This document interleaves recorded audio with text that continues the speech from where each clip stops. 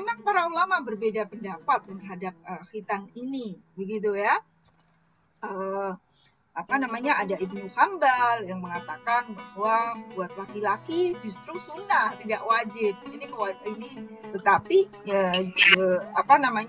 justru menurut Imam Syafi'i yang dianut sebagian dari orang Indonesia mengatakan sunat wajib bagi laki-laki, tetapi makrumah ya, dianjurkan dan dianggap sebagai kemuliaan.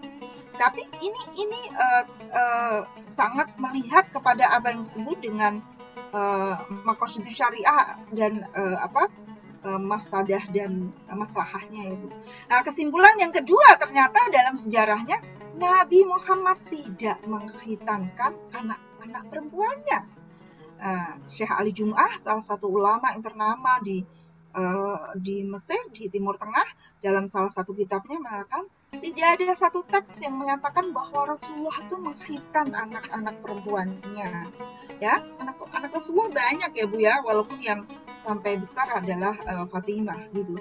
Padahal waktu itu praktek-praktek khitan menyebar di Madinah. Sementara kalau kita mencari teks yang sharih itu yang jelas ya Bu, dalam Quran maupun hadis tidak ada perintah untuk kepada kaum muslimin untuk mengkhitan putrinya. Syekh Ali Jum'ah lagi menegaskan bahwa jika khitan perempuan dilakukan dengan pemotongan alat genital, justru bisa dianggap sebagai kejahatan terhadap anggota badan yang bisa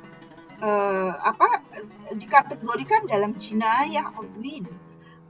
Pelakunya bisa dipidana ya, sebagaimana kita memotong anggota tubuh yang lain. Nah, seperti yang saya bilang tadi, dunia medis tidak memberi penjelasan atau ada SOP tentang khitan perempuan. Nah, kemudian konklusi yang lain adalah tentang maslahah dan mafsadah tadi secara singkat.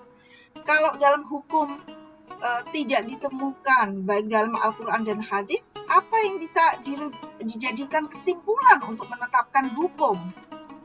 Karena teksnya tadi tidak sharih, tidak jelas ya. Tadi ada yang umum, tidak merujuk secara khusus gitu. Maqasid syariah, bagaimana berpedoman kepada syariah atau maksud dari tujuan-tujuan adalah jawabannya. Maka maqasid syariah atau tujuan syariah sebenarnya untuk kemaslahatan ya. Karena itu kemaslahatan inilah yang dijadikan sebagai pijakan fatwa, khususnya dalam kasus-kasus yang ada dan diterangkan dalam Al-Quran dan Sunnah ketika teksnya belum sharih atau belum jelas ya.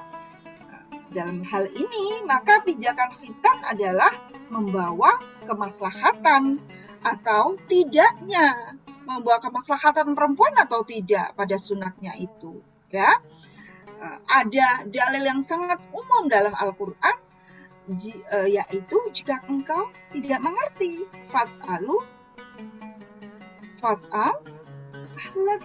maka bertanyalah kepada orang-orang yang ahli. Dalam hal ini tentu konteks khitan adalah ahli medis, bukan ahli teks.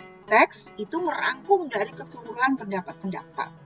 Jika secara medis berdasarkan kajian-kajian ilmiah yang meyakinkan dan ada bukti konkret, maka sebaiknya karena khitan tidak ada kemaslahatan apapun dan justru bisa menimbulkan mafsadah atau kerusakan pada perempuan, maka inilah yang dijadikan pijakan bahwa khitan perempuan sebaiknya tidak dilakukan.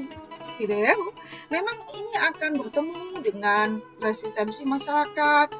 Misalnya kalau ibu adalah keluarga muda, tentu ada ibu atau orang tua kita atau ada mertua gitu. Kenapa nggak dihitan gitu? Kalau kami sudah memberitahu orang tua mengapa tidak dihitan.